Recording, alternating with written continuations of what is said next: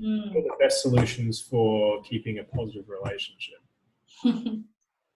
Well, people will want me to say separate business and home life, but I call absolute BS on that. Yeah. Not possible or realistic.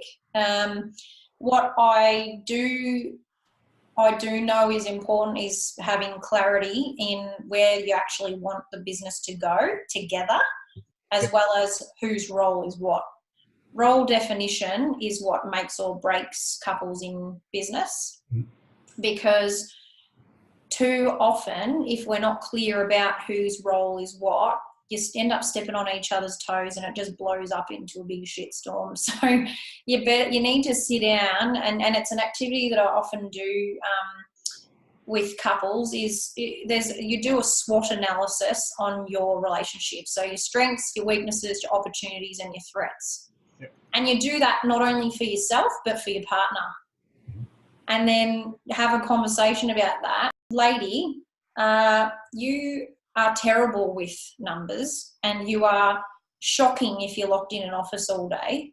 Why have we got you out the back when you're a vivacious out there personality who could be perhaps the front of our business? So once people know their strengths, know their weaknesses, their opportunities, or the things that they do really well that we could be leveraging more from, and the threats, which are the beacons of, oh my God, why would we even do that?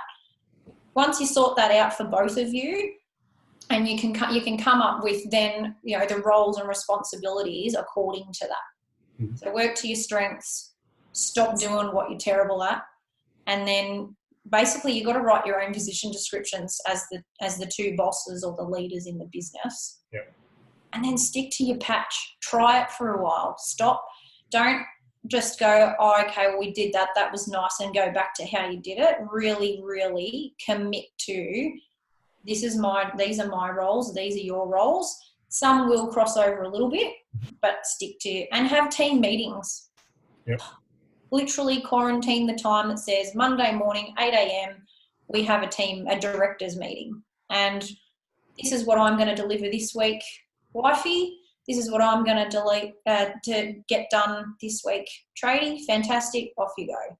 Treat it as a real organisation, I suppose. Yeah. That's a very good point, because sometimes it can be a little bit hard. I've worked with partners before to be able to do that. It isn't easy, but I've found if you give a structure to the conversation, because at the end of the day, our tradies, like my husband and I, are no different. Don't think that we've got it perfect, because we sure as heck don't. He just hears this, meh, meh, meh, meh. This is all he hears from me. I think I'm giving really great information and advice, but he's just like, oh shit, she's just nagging at me again. Yeah. That's how they hear it. And I don't blame them, because it's we don't tend to have that switch. We don't have that quarantine time where you say, you've got even an agenda and a structure that you work through for your business. Yeah. It's all just this fluid conversation, and you're just talking at each other and not doing anything with it. Yeah. Whereas if you've got a structure in, and maybe you've done a SWOT analysis or the strengths, weakness, opportunities and threats for each other, it's a process that you go through. It's not just, oh, let's talk about our strengths and weaknesses, Damien. It's, let's sit down, follow this process. This is the outcome. What do we do with it? Yeah. I think process is a big thing that protects the sanctity of the marriage or the relationship. Yeah. Where it goes wrong is where we're just having a talk fest. Yeah.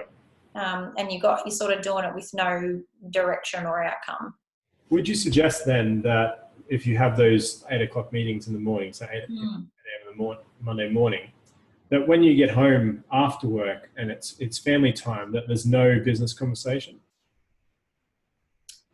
That's the right answer here. No, I just don't think it's realistic. And the thing that we've got to remember here is, if you are doing the right kind of work that you enjoy, then you want to talk about that, because it's an exciting part of your life. Yeah. If we feel like the work, our business is something that's got to be on the shelf, that we don't talk about it because it's business, yuck, let's not do that. What are you doing? You should not be doing the kind of work that perhaps you're doing. You might want to diversify and look at other types of work that you might enjoy better. So I don't believe there is a line. You cannot just cut the throat of business and work. It's got to be, your business has got to serve your life. Your life shouldn't serve your business. If you're finding that you're arguing at the kitchen table about business, then something's not right. Yeah. You need to create a different space for that. But if you're innovating at the kitchen bench while you're cooking, if you're excited and you're planning and you've got great ideas that you're sharing, different. Yeah. If it's a burden, cut the crap, do it somewhere else. If you're innovating and excited, go for it. I don't think we should cut it. Mm-hmm. You've just got to work it. The business is part of your life. It's not your entire life.